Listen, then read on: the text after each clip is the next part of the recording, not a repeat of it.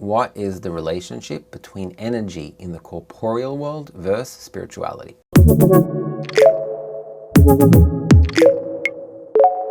Energy is conserved always, all the time. There's a conservation of energy, right? So it's not added nor subtracted.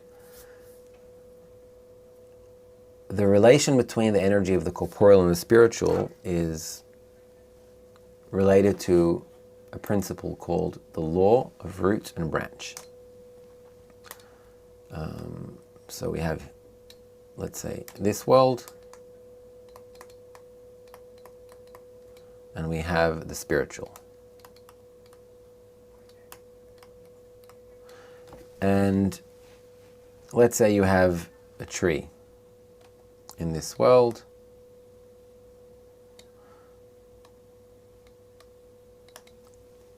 and it has some fruit in it, etc. So what you're seeing is you're seeing some kind of consequence that is implemented in this world, and this is you, for example, and you're experiencing it through your senses. In fact, you don't really know what it is, because if you come to think of it, then your senses are actually filters to the reality that's outside of you, right? So you look at reality, you observe it, you think you understand what you see, but you really have no idea what's outside. If you were, for example, to,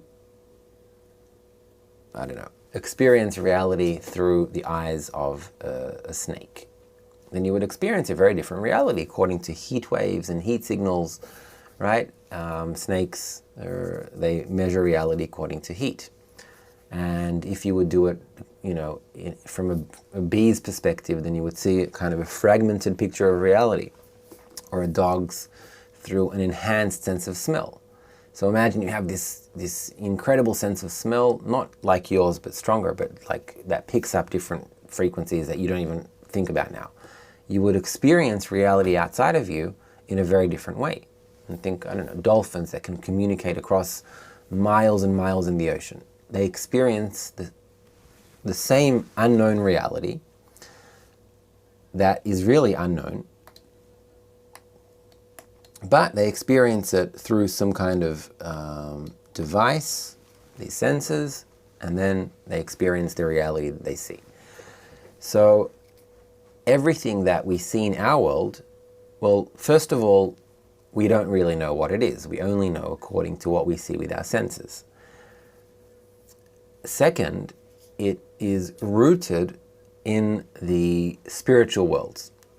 So there is a spiritual object called a tree, and I'll draw it as a circle because I don't want you to imagine the physical tree in the spiritual worlds.